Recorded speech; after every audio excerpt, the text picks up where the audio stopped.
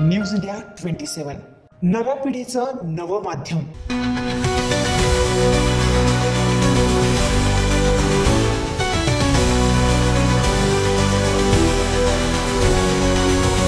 पाटबंधारे विभागात चाललंय तरी काय असा सवाल सध्या उपस्थित केला जातोय।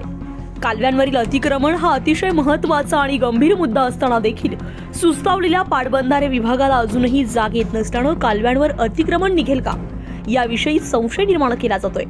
अतिक्रमणाचा मुद्दा गंभीर असताना अधिकारी मात्र त्याकडे डोळेझाक करत असल्यानं सर्वसामान्य नागरिकांमध्ये संताप व्यक्त केला जातोय।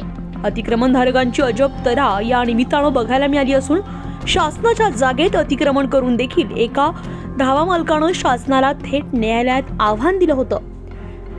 मात्र सदर प्रकरण न्यायालयानं गांभीर्यानं घेतल्यामुळे धाब्याचे अतिक्रमण काढून टाकण्याचे आदेश दिल्याची सूत्रांची माहिती आहे।